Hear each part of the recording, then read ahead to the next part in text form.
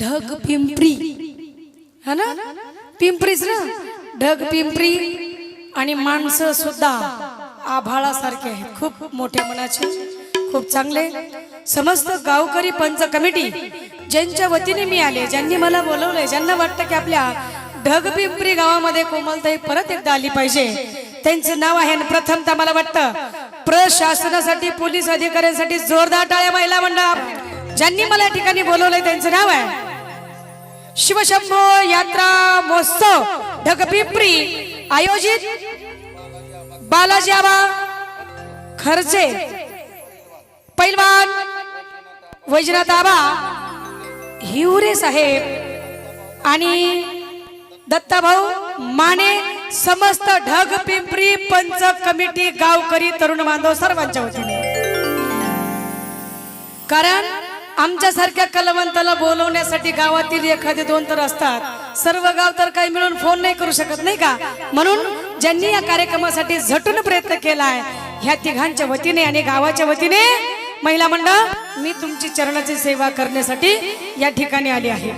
आता तुम्हाला असं वाटेल की पाठीमागं जी नटून थटून जी बारदाना माझ्या पाठीमागून आलाय ती नेमकं काय आहे, त्या म्हणजे देवदासी मुरळी ज्याला म्हणतात त्या, आणि जागरण आणि गोंधळ सांस्कृतिक कला मंच मेंढापूर कोमल पाटोळे सोबत स्वर्गीय बबन आप्पा नेत्राव, जागरण गोंधळ पार्टी मार्तंड भैरव असं माझ्या पार्टीचं नाव आहे महिला मंडळ. म्हणून रसिक बांधवांना एकच विनंती करते, तुम्ही गेले 2 वर्षामध्ये माझा कार्यक्रम घेतला होता.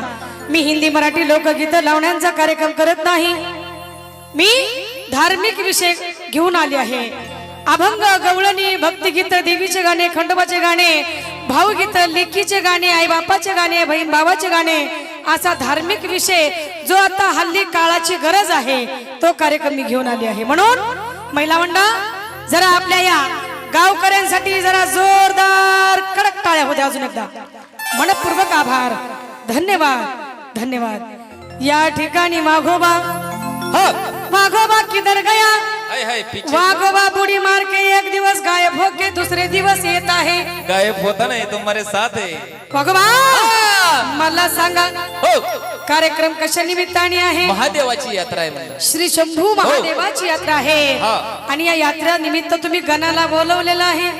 कुठलंही शुभ कार्य करत असताना श्री गजानन गणपतीची स्तुती केली जाते. अहो एवढंच काय वाघोबा, पण शेतामध्ये धान्य पेरत असताना शेतकरी राजा सुद्धा श्री गणेश म्हणून पेरणी करत असतो आपल्या कामाची. म्हणून म्हणायचं आहे तुम्ही सुद्धा गण गाईला, गण सुंदर गाईला है की नाही. तुम्ही म्हणता म्हणल्यावर गायलाच असं गणा पाठोपाठ काय असते, गणा पाठोपाठ असते. ती म्हणलं आता जास्त उशीर नको, लय ताटकाळेत लोक नाही, ताटकळे चटकन गवळण झाली पाहिजे. राधा गवळण महिलांच्या भेटीला कशी आली पाहिजे, चापून आणि चोपूनच आली पाहिजे. रसिक बांधवांच्या भेटीला कशी आली पाहिजे, चापून चोपून आली पाहिजे. नखरा केल्याशिवाय विक्रा बघायला मिळत नाही म्हणलं. मग नखरा कसा झाला पाहिजे, चापून चोपूनच झाला पाहिजे. वडा की ढोलकी वाले